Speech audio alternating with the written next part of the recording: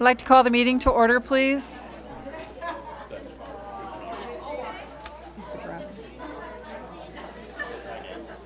Could I call the meeting to order, please? Thank you all.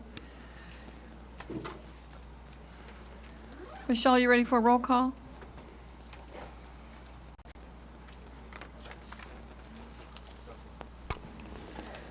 Wong, Here. Winkleman, Ready. Miller, Here. Wilson, Here. Sanchez, Larson, Here. Charles, Here. Jackson, Here. Bosco. Here. Okay, and now if we could have approval of the agenda, please. Second. Any discussion? I was wondering if I could move the presentation of the naming committee's recommendations until the actual action item itself, as well as postponing policy 421, Rule 1, early admission to 4- and 5-year-old kindergarten for a second reading until our July business meeting. Let me ask you, would it be okay if instead, because we may have some people here that want to speak, would it be okay if we did the action, the voting on the naming committee at the time of the report? Would everyone be okay with that? I would be fine with that. Okay, so, okay, thank you. So the agenda is amended to move up the action for the naming committee to the report and to remove the policy, I forget the policy number, the only policy we have tonight, to table that until July. Okay, all in favor, please say aye. Aye. Any opposed, say nay. Okay, and now we have Pledge of Allegiance, and we have Miss Alicia Weigel, I knew I'd get that wrong, and Azire Weatherall, right? And you're from Merrill School? Would you like to come up here by the flag and lead us in the Pledge of Allegiance? Who are your teachers? Okay, thank you for bringing them. Oh, turn around. There you go. I pledge allegiance to the flag of the United States of America and to the republic for which it stands, one nation, under God, indivisible, with liberty and justice for all. Thank you both.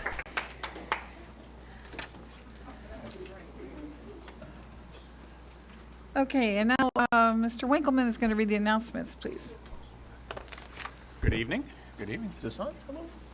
Okay, and I tend to go fast, so I'll warn you that ahead of time. So, announcements for May 28th, upcoming events, May, June, and Brian said a little bit of August, so we'll see what we get there. Tonight, baseball is playing in the regionals at Arrowhead, and girls soccer is playing in the regionals at Middleton, and softball is playing Elkhorn in the sectionals. Congratulations to them.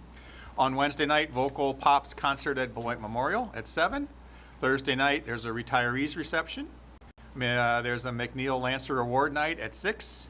And then the Fruza musical starts, the Music Man Kids, at 7 p.m. And that goes Thursday, Friday, Saturday for the musical. Friday the 28th, WIA State Track and Field in La Crosse. Converse 4K graduation at 9:30 in the morning. Todd DLI picnic at Leeson's. BLA all-school picnic at Leeson's. Saturday the 1st, Todd School Carnival. Monday the 3rd, Aldrich and Fruzen Band Banquet at Aldrich. Thursday the 6th, Fruzen Field Day, McNeil 8th grade promotion ceremony. Friday the 7th, final day of classes for BLA and BMHS. Senior Victory Tour. Saturday the 8th is high school graduation. Hopefully nice weather out on the field. Monday the 10th, Todd All-School Picnic, Todd All-School Talent Show. Tuesday the 11th, final day of classes for RCAA, intermediate and elementary school. Yes, you do have to go a couple extra days. Wednesday, June 12th, spring convocation at 8 a.m. at BMH Auditorium. Monday, June 17th, first day of summer school classes. A couple of important events for August. The first, all 220-day administrators return. The second, first day of Administrator Academy. The 12th and 13th of August, BMHS student registration. The 14th, second day of academy. August 15th and the 20th, intermediate school registration. The 19th and 21st, the new hire orientation. Teachers return on the 22nd. Friday the 23rd and Monday the 26th, district-wide professional development days. Tuesday the 27th, convocation. Wednesday the 28th, district-wide professional development day in the morning, work in building in the afternoon. And Thursday the 29th, building day and back-to-school night. There you go. All right, thank you. And now, Mr. Vissers, you have some recognitions for us? Yes, good evening, Madam President and school board members, as well as community members and those listening online and via public access TV. First of all, we have Gloria Heiss. Gloria took it upon herself to conduct a free book giveaway, which happened on Saturday, May 11th. This is all part of our citywide literacy initiative. Gloria collected books as well as other items like custom-painted bookshelves, etc. Children 3 through 12 were able to receive free books and bookshelves and things like that. And due to all the hard work, we would like to recognize Gloria. I don't believe she made it here this evening, so we will make sure she gets this. We'd like to recognize Lakaya. We'd like to recognize Lakaya Jackson for serving as the student representative to the Board of Education for this past school year.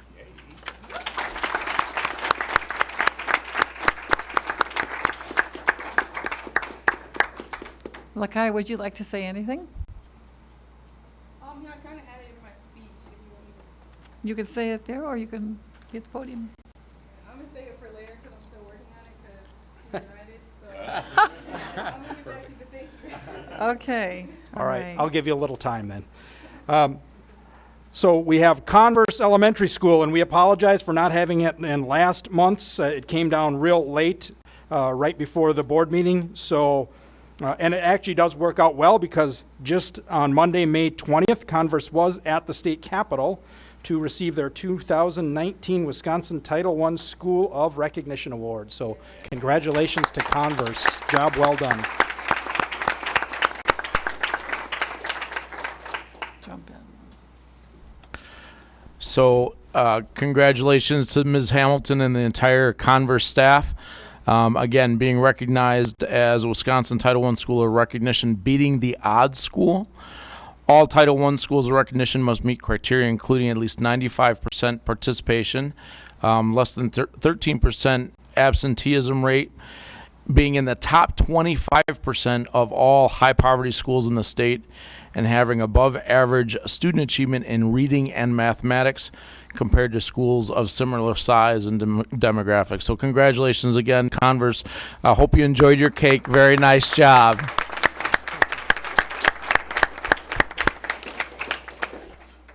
All right, the next, we would like to recognize the Purple Knights 4x400 relay team. I don't see them here, so they probably are practicing late. They won the Big 8 conference title earlier this month. Team members are Kobe Chandler, Tariq Randall, Terry Kilgore, and Shelvin Garrett II. Eric Bridges is also a member of this team, but was out due to injury. They ran the relay in 3 minutes, 26 seconds, and 8.18, which is really flying. Also, I just would like to note, and we'll recognize them officially next month, that same relay team did make it to the WIA state track meet, which will be competing. Shelvin Garrett II did qualify in the triple jump for the state track meet, and Kobe Chandler in the 400 individual sprint. So he also will be joining them at the track meet. And the Purple Knight softball team won their regional, and I just looked now, and they beat the number 1 ranked Elkhorn 1-0 in the sectionals. So they go on. They will play, I believe, Thursday in the sectional finals, and if they win, they'll go to state. So yeah, 1-0. What a great thing. And then Kobe Chandler also won the Big 8 conference title in the 400-meter dash with a smoking time of 50.3 seconds. That's really moving.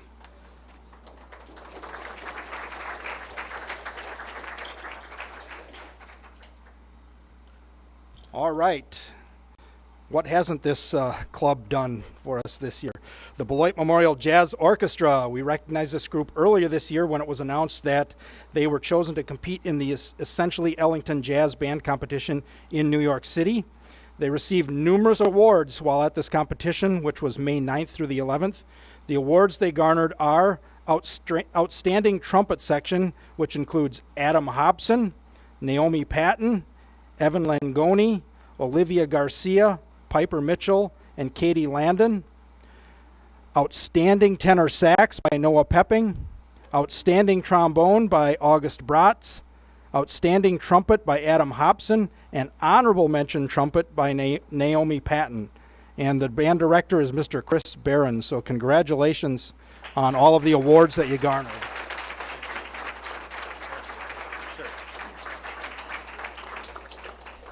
All right, well, thank you very much. We really appreciate the recognition and a heartfelt thank you to the entire district for supporting us in this trip. Can't be done without it.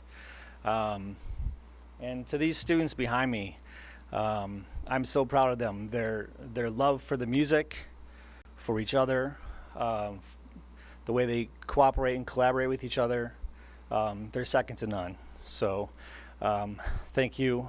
This is about a third of our band here that can make it tonight, but shall be very, very proud of them.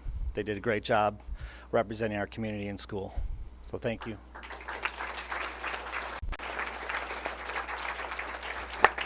Chris, I was just wondering if the kids up here would just really quickly tell us what they plan on doing, the seniors, where they'll be next year.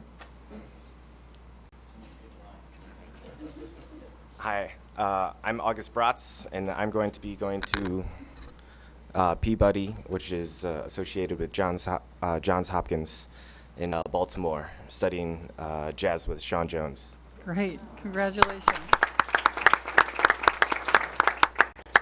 Hi, I'm Brandon Terwilliger, and I'm going to Whitewater, and I'm studying music education. Wonderful. Hi, I'm Noah Pepping. I will be attending the University of Minnesota Twin Cities, majoring in architecture, and hopefully continuing playing jazz there. I'm Carly Behrens. I'll be going to Stevens Point for music education and possibly minoring in jazz studies. I'm Naomi Patton, and I plan on going to UROC to get my generals done, and plan on going to culinary school for the culinary arts.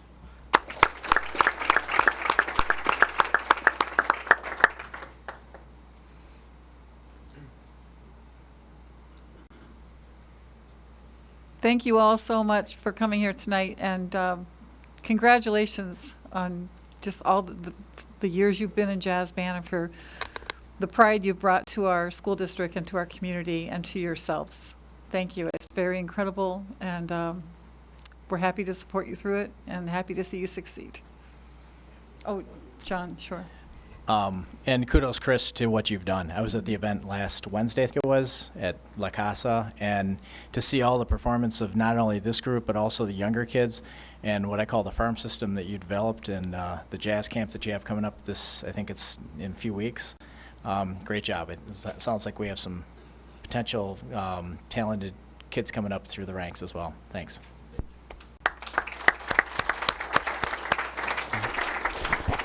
I told Mr. Behrens when he got back, we had watched the ceremony and the competition on TV, and it took me back to my high school days when you'd either go to a state playoff game or watch it on television, that kind of feel. Just so proud of you guys and the work that you've done and the tradition that you've established here in Beloit for our music and our fine arts program. So thank you so much, all the students and Mr. Behrens as well. Thank you.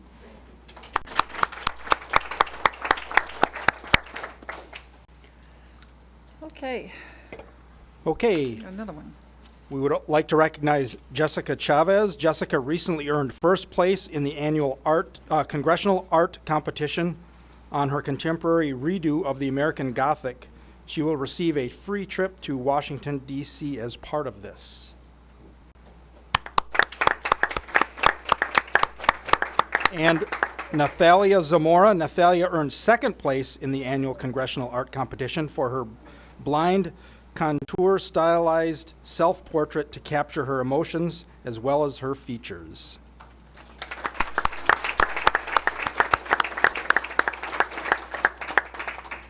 Natalia, do you plan to continue to study art? I'm considering it at the moment. Congratulations. Thank you.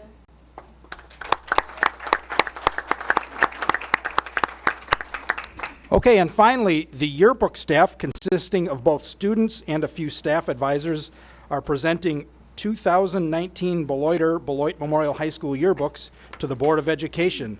Those in attendance are Amanda Sellen, advisor, Mary Weaver, advisor, Claire Parsons, student, Kayla Rodriguez, student, Yvette Pita, student. Those, unfortunately, that were unable to make it are Brea Fink, advisor, Blake Potter, Nathalia Zamora. Oh, she did make it. Thank you. And Jesus Gerardo, students were unable to make it. We would like to thank them for their year of hard work on putting together the 2019 Beloiter, which is a very, very difficult task. Hi, I'm Amanda Celine. I am one of 3 yearbook advisors, so I had the second semester of yearbook. Mrs. Fink is hard at work doing the newspaper. They're doing their last issue right now. So I have 3 seniors who won't be with us next year. So I have Natalia Zamora, and I have Claire Parsons. These 2 have been with me since their freshman year, so it really makes me sad to see them go. They've worked really hard, and they have done it all 4 years with me, so they're our top editors, and they did such a great job. And then Kayla, I only got to know this year. She is a senior, though, so we will miss her as well. And there's only 6 of us on the yearbook, so they worked really, really hard this year to be able to put together a good book for everyone. So thank you. Thank you.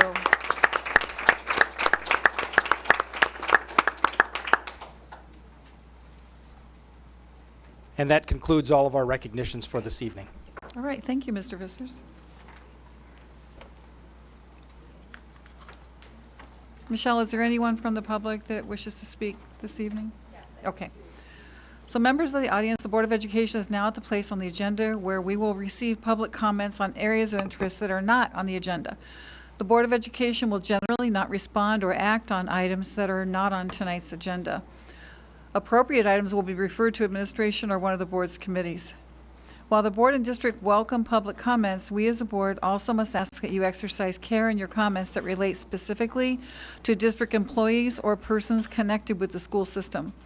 In order to protect rights of these individuals, the board reserves the right to end comment on such topics. The use of specific names of district personnel may lead to legal liability on the part of the speaker. The board has existing procedures in place to address legitimate complaints against staff members and persons related to the system.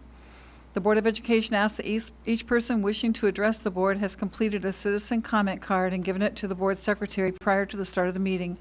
Individuals will come to the podium as they are called and give their name and address before speaking on their topic.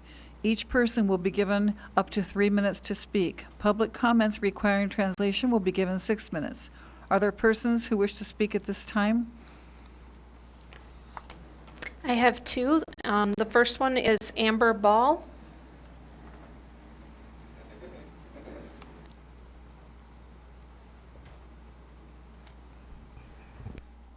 Hi, my name is Amber Ball. I live at 2008 Colony Court. I want to start by saying that I am a graduate of Beloit Memorial, and after getting my bachelor's degree, I came back to work in a district that helped build me into the person I am today. I was hired as a 4K teacher fresh out of college with no experience. I had a support system that was able to say nothing but positive things about who I am as an individual, but also my passion for becoming a teacher and working with students. This is my 4th year in the district, and I am currently a behavior specialist. In March, I was given the opportunity to be moved to the intermediate level and fill in for an assistant principal. I started Monday, March 11th. 2 days after I had been told the job was mine, I was then told that I had to apply and interview for the job because of some policy that was not followed through. However, this policy only seemed to be an issue when it came to me filling in this position. I know of at least one other employee that was transferred into a principal position that had just became vacant. I also know when it came to the same principal job being vacant, another candidate would have just transferred in and been offered a 2-year contract to stay at the high school, no posting or interview required.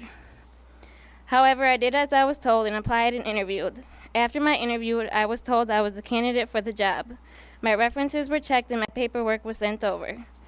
During the board meeting on April 2nd, it was voted and I was denied the opportunity to be able to continue as assistant principal. After being at the school for 3 weeks of building relationships, working with staff members, and fulfilling other daily roles of the assistant principal, the previous interim superintendent came in and spoke with me about the board's decision. I would be moving back to my previous position, no questions asked. I had already been through a process others did not have to go through. I have heard that it was because I am not qualified for the position and I do not have any experience as a principal. My questions would be, how am I not qualified for this position, but I am qualified to be a summer school principal? And how does one get experience when they are denied the job that would give them the experience? I also think it's disheartening that a Board of Education can make such a decision without knowing who I am as an individual. Not one member of the board who voted against me came and saw me, asked questions on how I felt about the position, or asked any questions on how I had been fulfilling the role the first 3 weeks. The only person who came, saw, and asked how I was doing was Dr. Williams. After his demotion, he had not shown up to be a co-principal at a failing school, and there were random staff members and people who were not even currently employed in the district to fill in as the assistant principal. Wouldn't it have been in the best interest of the students to bring in someone who was already there for 4 weeks? I don't know what it is going to take for the school district of Beloit and the school board members to realize they are making choices that are not in support of all employees and are not in the best interest of all students. Thank you. Thank you. Is there anyone else? Michelle? Yes, I have one more person, Andrea Kempson.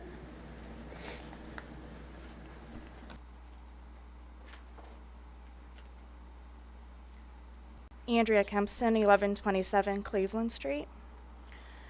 We should be teaching our girls that harassment is not an acceptable behavior, that they don't have to just sit and deal with it.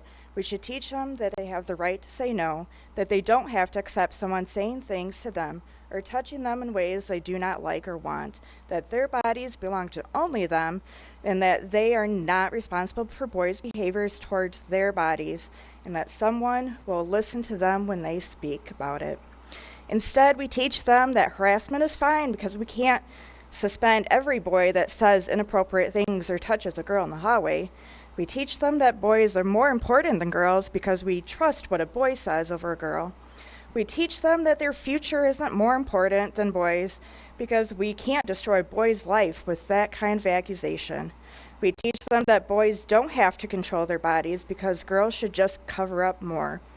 We teach them that boys will be boys and they just have to deal with being second best to them, and if something happens to them, that it's mostly their fault.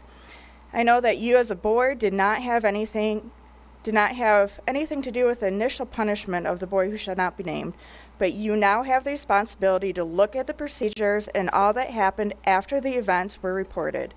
If the normal policy for this kind of behavior is 3-day suspension, then that's not acceptable anymore and needs to be changed because you are failing these survivors. If this is not the normal procedure, then it is your responsibility to look at the people involved. If this boy got special treatment because of who his parent is, then you are failing your staff and your students. If your staff are too scared to treat all students equal, then you are causing the breakdown of the district. No staff should be scared of repercussions for doing their job and protecting our children. The survivors should not be punished and forced to see and interact with their abuser after only 3 days. There is no way you can sit back and say we can't do anything until we investigate. You suspended 2 beloved staff members until your investigation was done.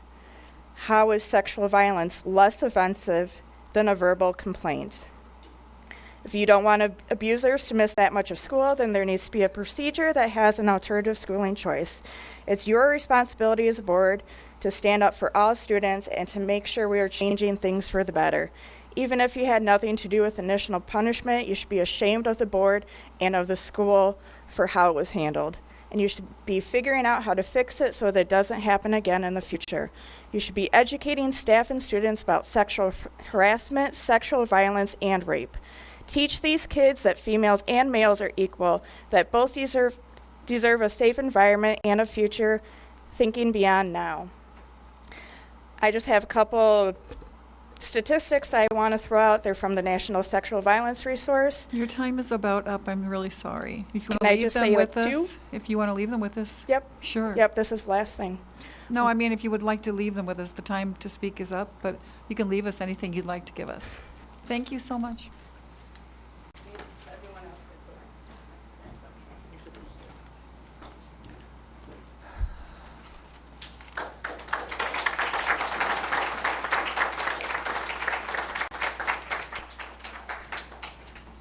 Okay, and now we're at the presentation of naming committee's recommendations. Mr. Larson. So I was able to serve as the chair of the naming committee for the building that is currently called the Welcome Center. The naming committee consisted of Wendy, myself, Ms. Marshall from Merrill, Mr. Sean Winters, Mrs. Michelle Shope, Mr. Otho Williams, Mr. Booker Street, Mr. Dave Lupke, Mr. Gary Suderman, and then Chris Jacobson from the Landmarks Commission. We met a total of 3 times. The first meeting we thought was important to get community input, so we created, we put on our website and newspaper asking for input on what the community thought the name of the new building should be. And the results, when they came back, were overwhelmingly to still name the building after George Kolak in some way. So, so at our second meeting, we the naming committee unanimously voted to send the name the George Kolak Education Center to the board for approval and recommended naming it after George Kolak. It was quite clear after committee members had spoken to people in the community, as well as the feedback that we had gotten online, that his memory is still very much a part of our community and very much alive. And we also named some of the conference rooms. Then we did meet again, kind of to touch base just this last Thursday, and because we had about 4 or 5 rooms that had been unnamed, and the committee thought that we should leave those rooms unnamed for the time so that we can continue to honor people in our community and who serve our district as the time comes and as the board and community see fit. There was also a little bit of discussion from Beloit 200 that they were looking for some sort of a name looking to the future, that perhaps keeping the Kolak name would keep us in the past, but the committee felt very strongly that in their decision to recommend the George Kolak Education Center to the full board. So do you want me to stop with the building, or do you want me to go on with the rooms Sure, also? thank you. Okay. I know what's going to be needed. So, whoops. Oh, I'm sorry. Hang on. I clicked off. Okay. Okay. So, along with the George Kolak name, we got other names, as well as if you look at the names in our committee, there have been people who have been in our community for a very, very long time. So the committee recommended naming one of the conference room after Caleb Blodgett, who founded Beloit and held the first school in his home. Then we have the Incident Command Center, and the committee wanted to recommend the name the Dr. Thomas Johnson Incident Command Center, because he was the superintendent who first brought this need to our district and was the force behind the center here in Kolak. The committee also wants to recommend to the board to name the boardroom the Barb Hickman boardroom because of her many accomplishments in the district. And also she had a saying, and please correct me if I'm wrong, but it was pretty much like, come on in and let's get to work. And the committee just thought that that was a great vision to have over the doors as you go into the boardroom. And there was one more room that the committee recommended a name for after Frances Bevenu and Pat Rohr, who are two secretaries with 30 plus years in the district and who have been part of so many students, families, and staff members' lives. So the other conference room that we named, they would like to name the Bevenu Rohr Conference Room.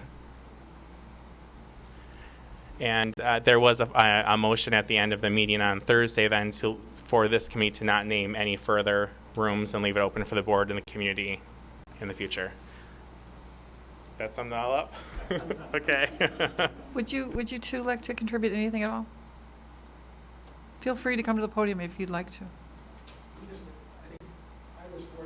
to. Could you step over? I'm sorry. Thank you, Mr. Lubke.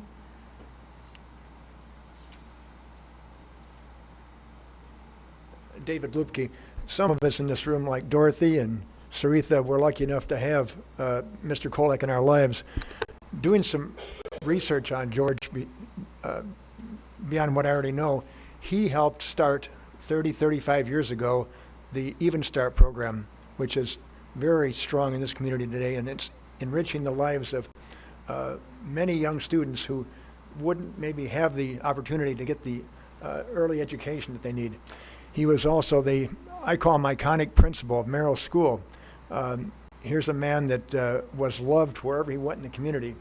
And when they put a plaque up at the Kolek Center, I hope that plaque will have on it some of his accomplishments and what he means to the community. Some of us people who've been here for a while, we know well, but we want our children to know that, and we want it to be passed on.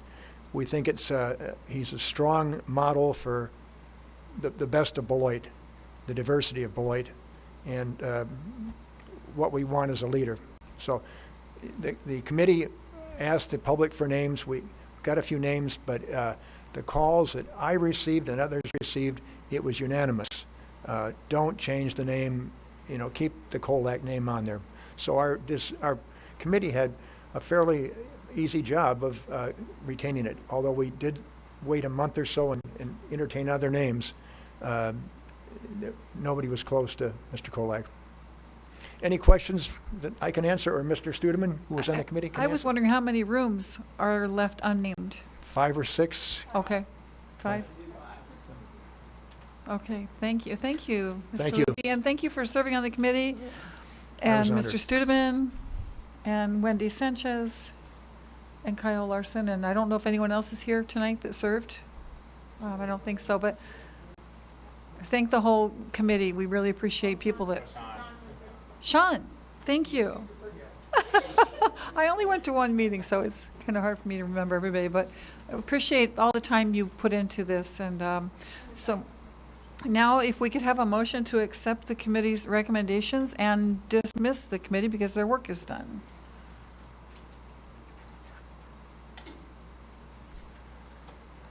So moved. Okay. All right. We have a motion and a second. Is there any other discussion from board members? Megan Miller? Yes.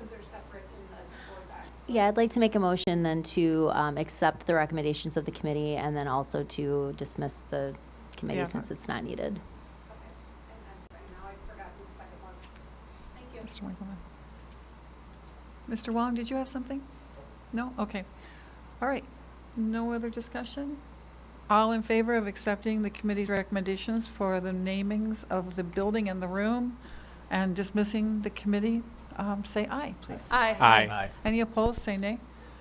Okay, so thank you all again for your work on that. Next up is our student board member report.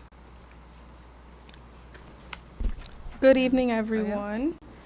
I just want to start off by saying, first and foremost, how much of a pleasure of mine it was to serve our student body, or the student body of our district, as a student representative to the Board of Education. This has truthfully been one of the most impactful experiences ever for me. I've met lots of new people and have gained lots of new friendships with people I never thought possible. A few people tried to scare me before taking on this role a year ago with the boring business meeting spiel and you have to report every month comments. And don't get me wrong, working alongside both adults and children to accomplish goals has been very interesting. When I was younger, my parents used to tell me to stay out of grown folks' business. And now I see why. Because they knew that this business would keep me up at night. Serving on this board has made me brainstorm harder than ever before, of ways to make this city better, of ways to make my peers better at life, at their studies, and at their social skills, and ways to translate the souls of the students of our district to the Board of Education. It required me to work, compromise, and listen to people whose opinions, standards, and morals were very different from my own. And sometimes it even required working with people who seemed like they weren't even trying to get the job done. But time kept moving, and so did I. I've learned this business, though, isn't just for grown folks. It's for any individual with passion and grit. It's for the doers of the world, for women, men, and children who want to see a change in this world. Modification isn't grown folks' business, and professionalism isn't either. The amount of potential and natural talent that is deeply woven into this community is stronger than any generational curse thought to be among us, and stronger than any suspected corruption thought to be preventing us from moving forward. If you want to see a change, you must work hard every day at becoming it. And while I may be leaving to Florida for college in the fall, there's no doubt that I'll be back. Thank you.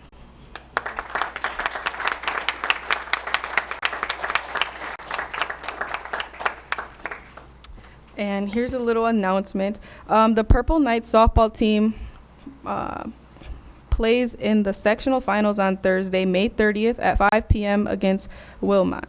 The game will be at Badger High School in Lake Geneva. Hope to see you there. Lakaya, I just want to say thank you on behalf of the entire board for your service. Thank you. I know it's a big role, and it's an important one, and we really appreciate all you've done. And best wishes to you as you go on to college. Lakaya also, I think I have a little different perspective having known you since you were in middle school, and to see you flourish and become the woman that you are today. I'm so excited for you and for what you've brought to this position and what you're going to bring to any position that you have the rest of your life. So thank you for your service. Thank you. Okay, now we have committee reports, and Mr. Wilson with Communication Committee, May 21st minutes. Good evening, everyone. Lakaya, thanks for making the pledge to come back to Beloit, Wisconsin on recorded television after you finish college. So we met on May 21st. Yep, thank you. And we, Brian provided a recap of the Blackboard app that will be available to all of the students and families for the school district of Beloit. They're just working out the last little bugs of that. They'll be on the lookout for that to be available for everyone. And he also reported out on the WISPRA Spring Conference, where him and his counterparts took part in professional development, and he participated in a morning session of superintendent and communications specialists throughout the state of Wisconsin. Future meeting date is Wednesday, June 19th at 4 p.m. And we look forward to Mr. Visters and all the information that he brings to us. Thanks for being here. Thank you for that report. And now we have Fiscal Committee, Mr. Winkleman. Thank you, Pam. Fiscal Committee met on, 15th of May. And with help from staff, we reviewed, actually we didn't have any purchase orders that we needed review that night. We did review the information technology RFP responses, and there was a recommendation made to the board to continue with our TC networks as our technology persons. We did a very nice overview and review of the preliminary budget. As you know, the state is still, I don't know if they're playing with it yet, or they're just deciding, or they're arguing. They're doing stuff with the budget. Doesn't appear like it's going to happen very soon. So we made some assumptions, thanks to Mr. Thome, and reviewed that to look at where we're going to go and try to have a budget that we could start to use when the fiscal year ends at the end of June, even though we will not officially set a budget until October.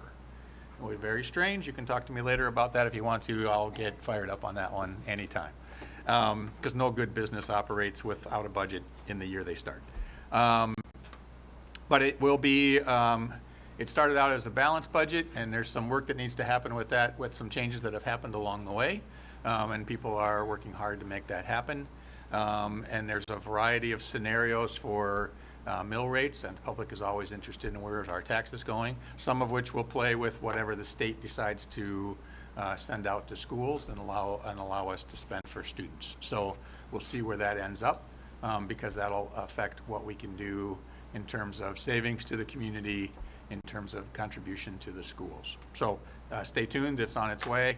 It is well within striking distance from what I could see so far. We had a conversation about bond refinancing. It was opportunity available to refinance bonds and save about $250,000. And we said, to that question, and so that came through tonight to be able to do that one. We reviewed an update on the Aramark custodial contract, and I believe that's on an agenda tonight or later, and felt pretty good about the newest updates on that question.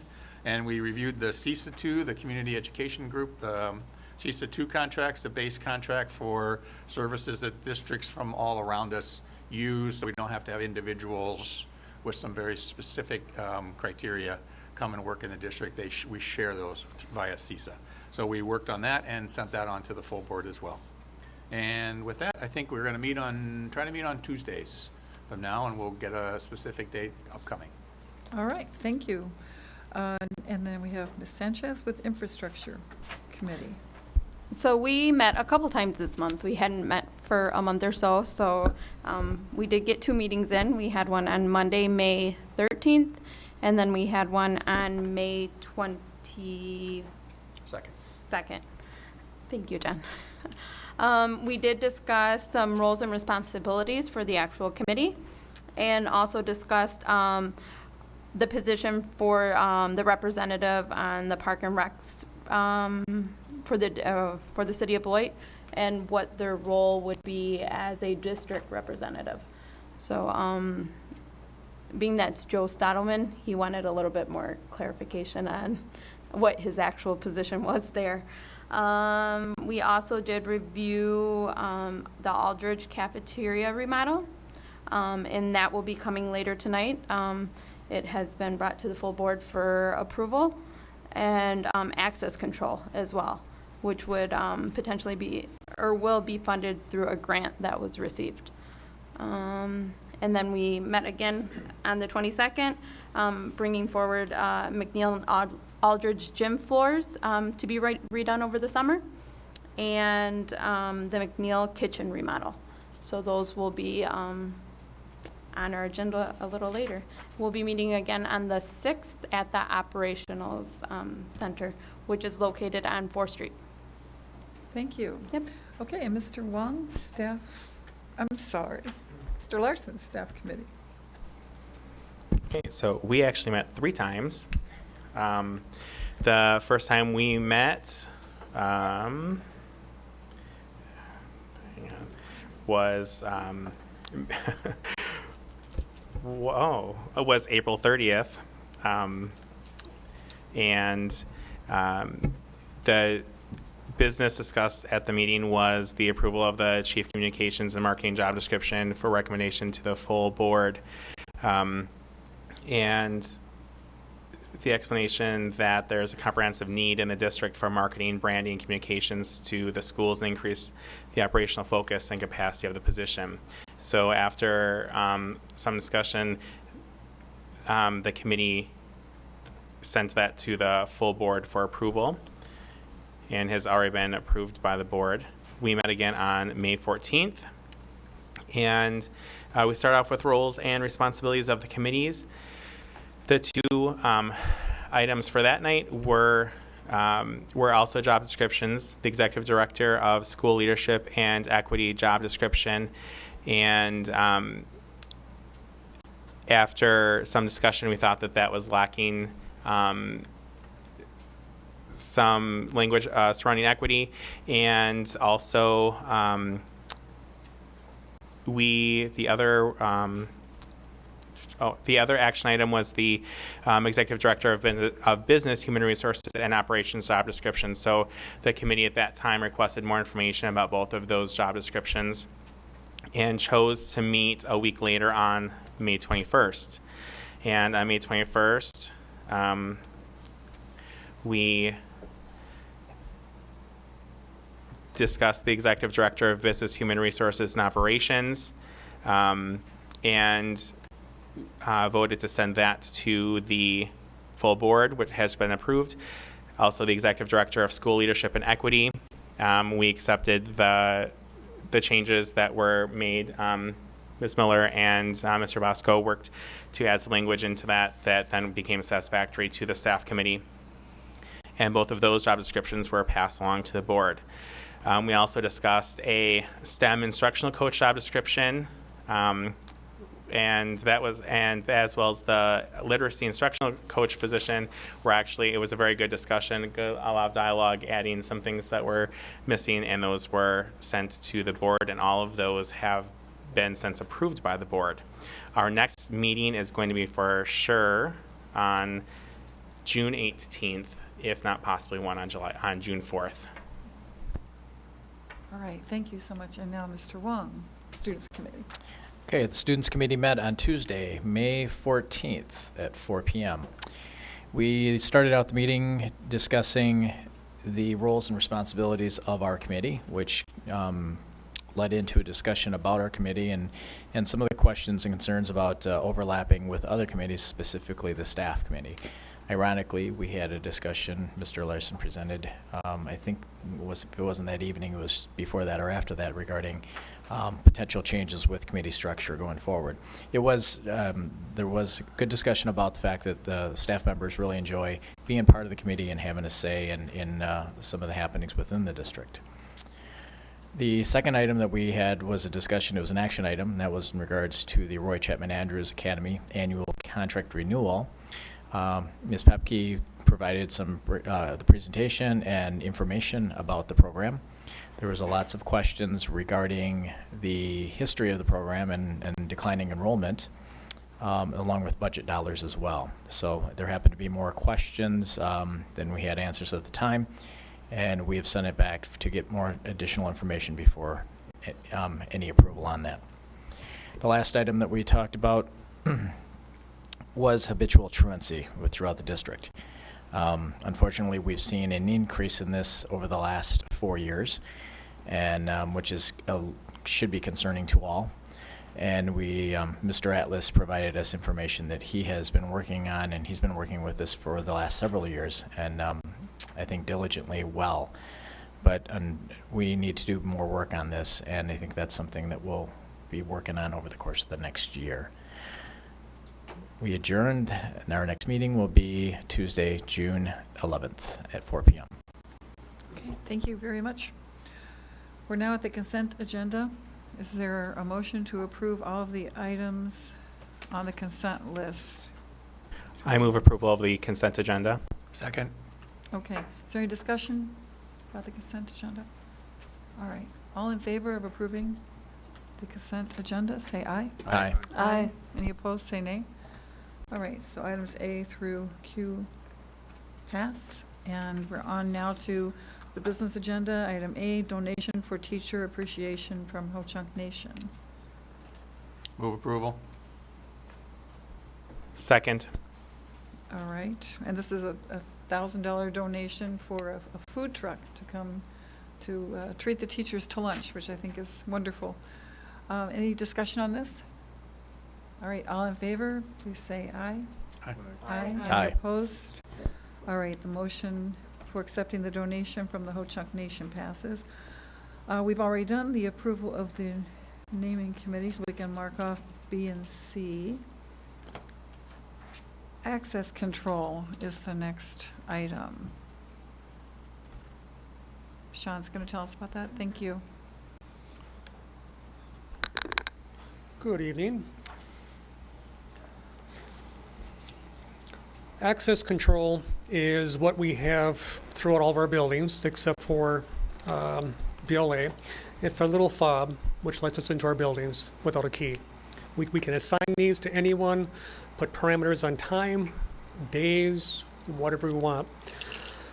So what I wanted to do is I wanted to upgrade what we have for our access control system. We have limited doors, and we have one school that doesn't have any access control at all. Everybody has a key.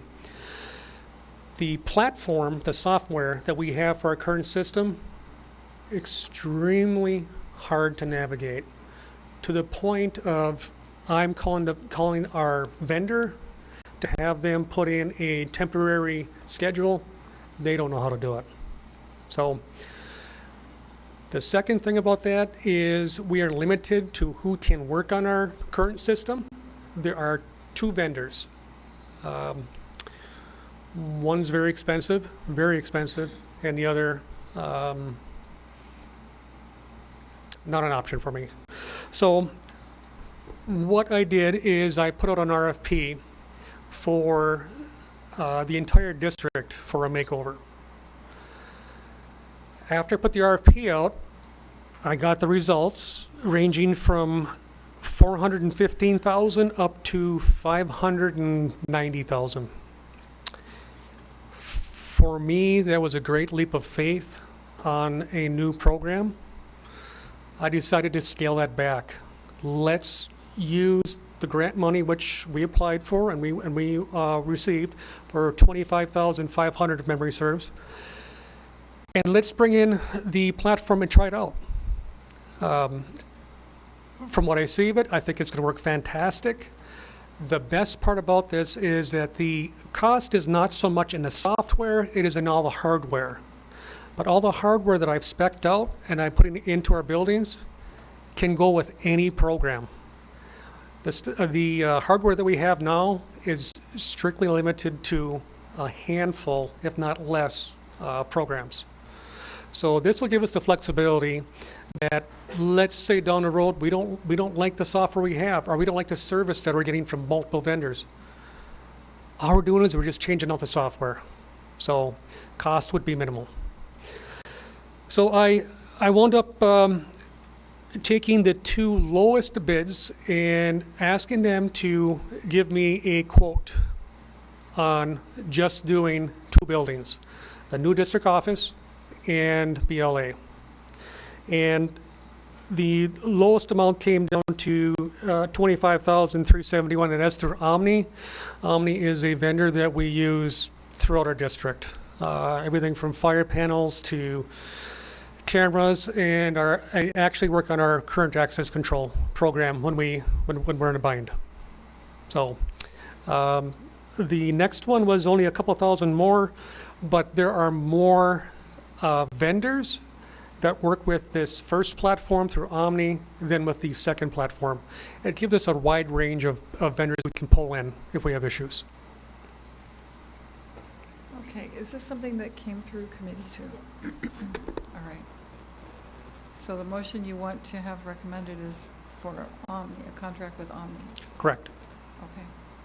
Can I ask you a quick question though? Is there more grant money available? Is it every year is there going to be some, or was that it, the safety grant money? The 25.5 was specifically for the access control. We also have a decent amount for cameras, which are just about done.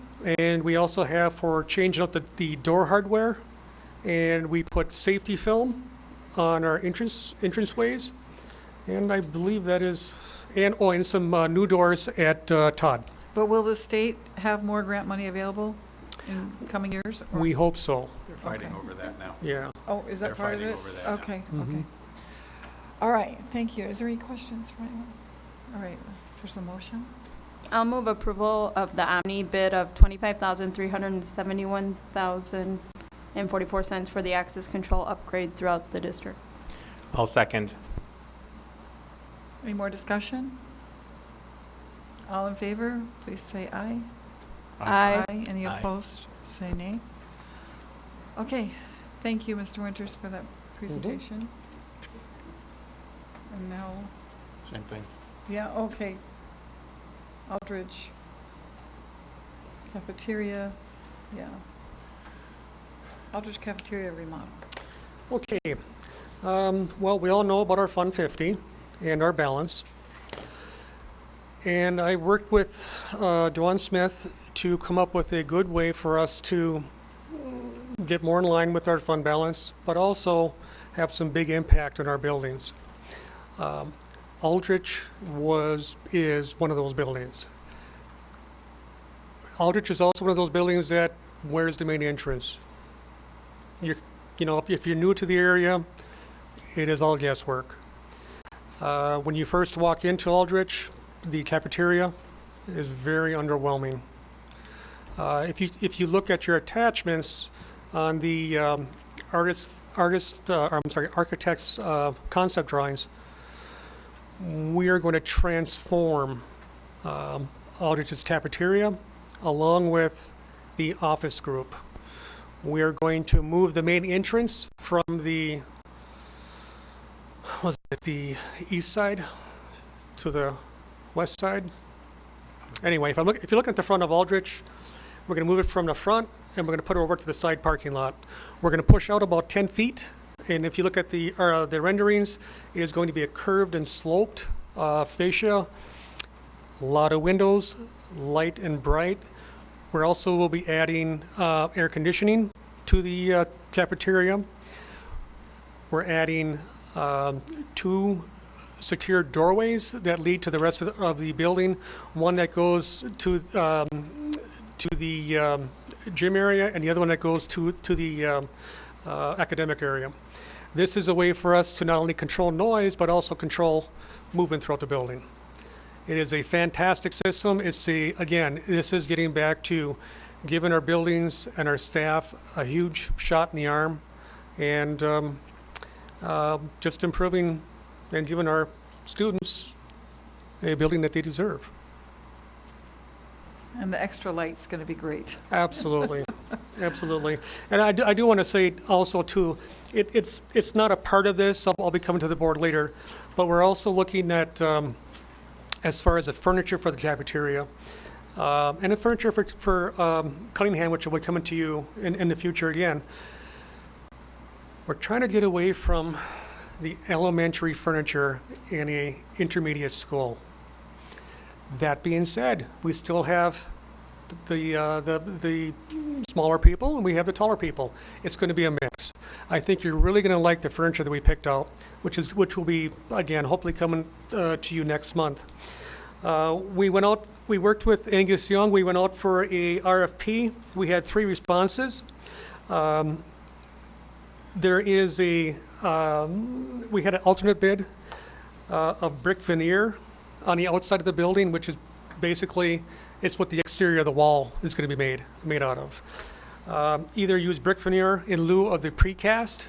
The reason why we did that is because we've heard from the vendors that the precast would be out far too long for us to get the job done on time. So we went with the alternate, which brought us to Gilbank for the lowest on the bid, but also for the lowest amount of calendar days. And we would start hopefully next week. And the beautiful thing about this is that Aldrich has a second cafeteria that we can close this one down, start the remodel, and we can feed the students in the other cafeteria. And by all reports, we should be ready for first day of school. Wonderful. Is there a motion? I move to approve the bid submitted by Gilbank Construction to remodel Aldrich's cafeteria. A second? I'll second. Okay, there's a motion and a second. Any discussion? All right, all in favor, please say aye. Aye. Aye. Aye. Aye. Any opposed? All right, so the Gilbank bid has been accepted for the Aldrich cafeteria remodel. And next on the list is the McNeil and Aldridge gym floor. First thing I want to do is thank members of my committee for the last minute gathering to get these next two items for board approval. This right here, again, a very worthwhile project. Aldrich has not been, the Aldrich gym floor, I don't know how many people have been in Aldrich gym floor. It is like glass, and it is yellow. It is beyond yellow. It is a safety issue, but more importantly, it's a pride issue. I, as well as I'm sure the board, wants to give the staff and the students a building, a gym that they're proud of. We went out to RFP for McNeil and for Aldrich, and we received 2 responses. The second response came in after we had our infrastructure meeting, so it was late, so it was out of contention. It was higher anyway by about $6,000. So, again, this is going to be a fantastic shot in the arm for both schools. We will also upgrade these the volleyball standards. I know at Aldrich, you cannot take out the bleachers all the way because the standards go the wrong way. We'll actually put in brand new standards, and they'll be the same standards, so if we have issues in one school, we can borrow a set from another school. Over at McNeil, we have big chunks of the wax layer coming off. And again, we also have a safety issue with the old volleyball standards there. So, veterans came in at $28,820, which I think is a fantastic number for a sanding down to the wood, refinishing, putting on some beautiful artwork, and we will be ready for the first day of school.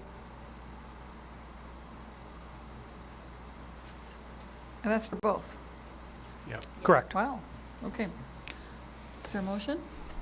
I'll move to approve the veterans floors to sand and finish Aldrich and McNeil gym floors for a total of $28,820. I'll second. Okay, motion is moved and seconded. Any more discussion? All in favor, please say aye. Aye. Aye. Aye. Any opposed?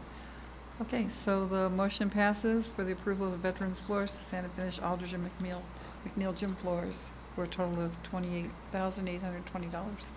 And now we're at McNeil kitchen remodel. Yes. Again, McNeil, one of those schools that we're really trying to pay attention to. And again, because of the Fund 50 balance, we thought, Don Smith and I thought it would be a great project. What we have there is when the students go to pick out their lunch, there is a flow problem. They come in one end of the servery, and they wind up going to the other end of the servery. Also, this this kitchen does not have an office. It is what they have is a desk by the bathroom. Not a very pleasant environment. And dry storage. I think as Tony knows, no dry storage. So what we have, they use a storeroom about 30 feet up off of a classroom for their dry storage. This would move their dry storage down into their area. And another thing, a very good thing, as Tony can also attest to, the current walk-in cooler and freezer are pretty much molting their stucco finish, their drywall finish, I should say. And you can actually see daylight through the box. The boxes are unrepairable, so we have to replace them. While we replace them, we're going to double the size of the walk-in cooler for the school. We went out again, worked through Angus Young. We went out to RFP. We got 3 responses. I wish we would have gotten the 5 which we were expecting. In here, if you look on the sheet, we have ranges from 153,288 all the way up into 154,600. What drove this was the schedule. If you look at the lowest bid, 148, 98 days. We don't have 98 days. I want this to be done by the time school starts. And for the extra $6,000, I think it's well worth it for us to more than cut in half the amount of workdays, which is why Angus Young and I are recommending Gilbank in the amount of $154,600 for 45 days.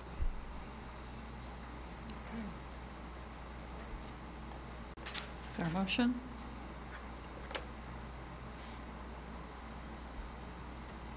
I'll move approval of Gilbank Construction for the remodel of McNeil's Kitchen in the amount of $154,600.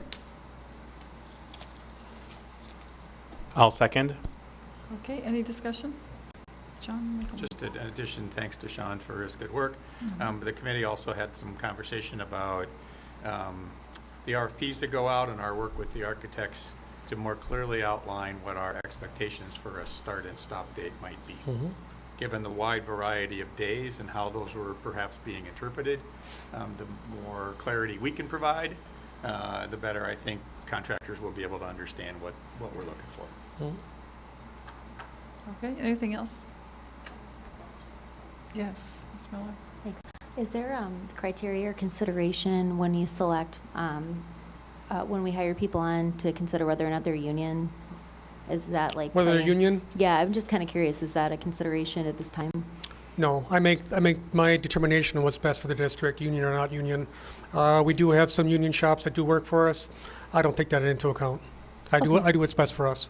Thank you. Anything else? Mr. Larson. I, before we switch our committee structure, I actually got to see the renderings of the remodels, and I'm wondering if it would be possible to share the renderings with Mr. Vissers, and I thought that'd be something nice to have scrolling on our website. So as people visit, they can see. Yeah, especially on the schools page. Yeah, we're continuing to update our buildings. Good idea. Thank you. And just a quick note, I can't wait for you to see Eldridge. I'm really excited about Eldridge. It'd be fantastic. Yes. Okay. Anything else? All in favor of the motion to approve Gilbank Construction for McNeil's remodel in the amount of $154,600, please say aye. Aye. Any opposed, say nay. All right, and the motion passes. And now we Thank have... thank you so much, Mr. Winters. Appreciate it. Now we've eliminated this, or we actually tabled this policy for 421 Rule 1. It'll come back to us in a month or two? Okay, in July. And the next item on the agenda is employment recommendations.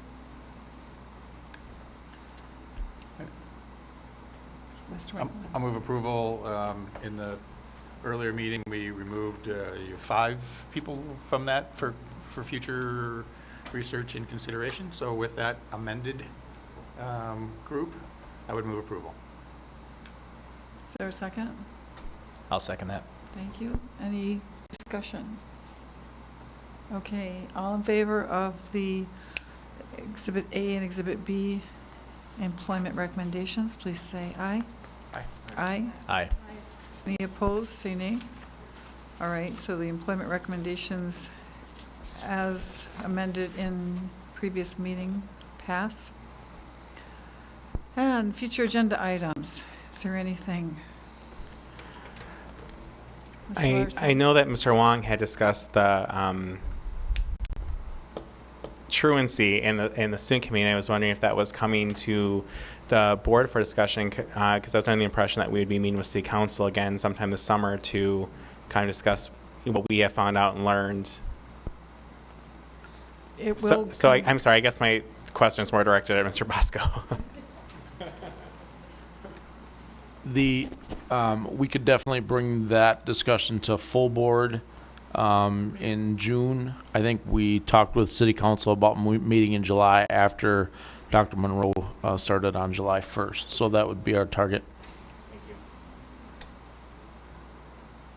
Okay, Mr. Winkleman? Just had a good conversation with Interim Superintendent Bosco about Title IX questions. So we're working on that question to bring it forward at Great. the right time for everybody. Okay. But it is still on the table and not lost. Thank you. Ms. Miller? Thank you. I just wanted to thank Andrea, and I myself am a sexual assault survivor, and I appreciated your comments this evening. And I'm wondering if we could revisit our policy on assault, I think like she recommended, not only to protect our survivors, but also to protect those accused. I mean, it's very complex.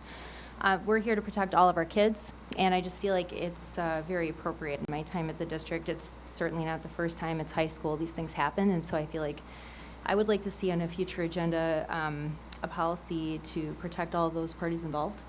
And then my second future agenda item suggestion would be to revisit Tony Capizella's suggestion. I feel like we maybe lost the purpose of it. I think he wanted us to do kind of take the lead in organizing something in collaboration with the arrival of Dr. Monroe, so we can kind of get the ball rolling for him in collaboration, you know, kind of bring the community together as a board and kind of show that strong leadership. So I feel like waiting until July to do that is maybe lost the point of his suggestion. So I was just hoping that those two items could be on future agendas.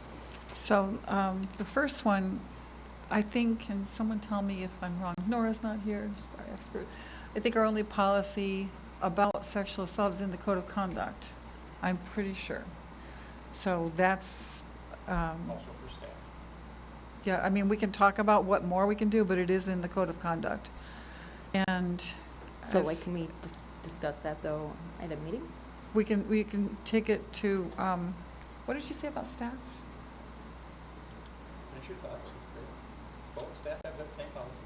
Oh, okay. So we can take it to committee and see if they want to add something, like Students Committee can look at it, Staff Committee can look at it. We can look at it and see if there's something that needs to be added, but I know it's already in our policy for conduct. I mean, it sounds like maybe that she's calling into question whether it's adequate. or Point of not. order. This is turning into a little bit more of a discussion. So I would just suggest putting it as an agenda item, and we can discuss Yeah. where you need to go from here. And thank you, Mr. Larson. And then as far as the other suggestion, I do want to wait until July. I think out of respect for our new superintendent, we will wait until he gets here. And it is time to look at strategic planning and such things, and it would be completely appropriate to wait for him. So we will bring it, but it's going to be just a couple months. So thank you. Anything else, anybody? All right. There's a motion to adjourn. Looks like we're finished. Second. All in favor of adjourning, please say aye. Aye, we're adjourned. Thank you very much. And we have another meeting to go to.